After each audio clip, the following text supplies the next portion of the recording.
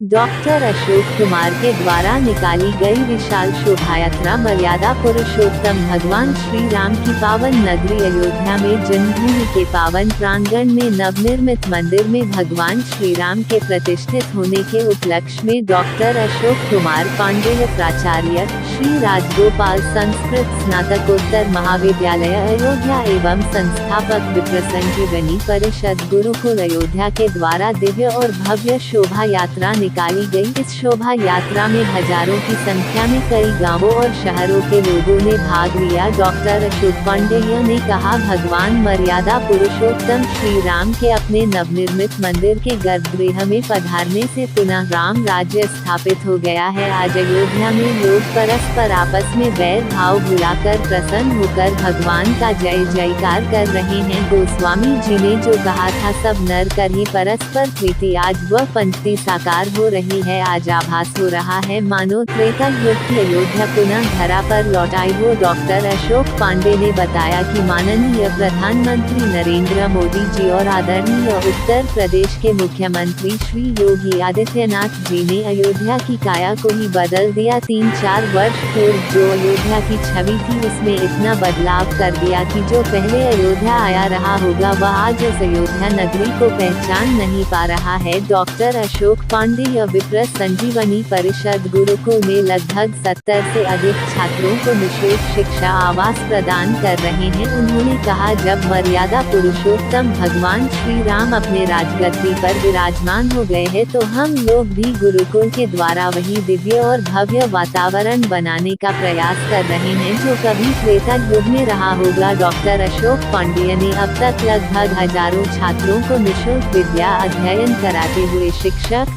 धर्मगुरु, कथा प्रवक्ता, संगीतकार एवं लेखक, कवि बनाया है। उनके पढ़ाए हुए लोग देश के कोने कोने में अपनी प्रतिभा का प्रदर्शन कर रहे हैं। अभी इसी वर्ष उनके कई छात्र JRF क्वालिफाई किए हैं। डॉक्टर पांडे ने कहा कि जब मैं अयोध्या आया था तो गुरुकुल की दशा एवं शिक्षा का स्तर बहुत ही बिगड़ा हुआ था, इसलिए उन्होंने विप्र संजीवनी परिषद की स्थापना की जो आज अपने मूल स्वरूप में दिखाई पड़ रहा है। जैसे प्राचीन समय में गुरु वशिष्ठ के द्वारा गुरुकुल में अनेकों विधाओं का अध्ययन कराया जाता था, वैसे विप्र संजीवनी परिषद में सभी विधाओं का अध्ययन डॉक्टर अशोक पांडे एवं अन्य शिक्षकों के द्वारा कराया जा रहा है। उन्होंने कहा कि जब जब धर्म की हानि होती है तब तब भगवान का अवतार होता है।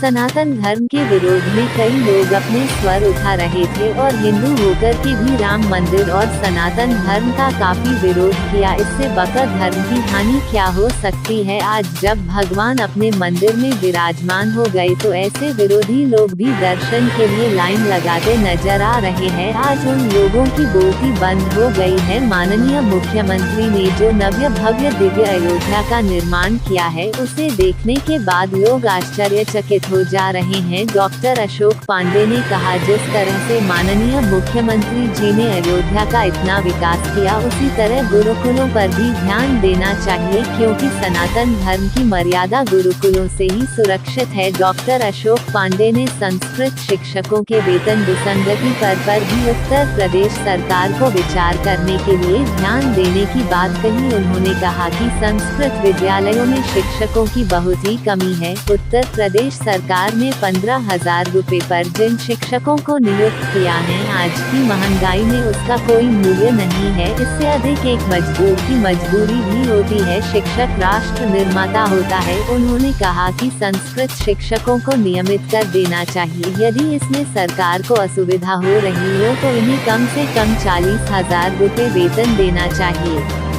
शिक्षकों के अभाव में अध्ययन अध्यापन में बहुत कमी आ गई है। शिक्षा से ही संस्कार का विकास होता है।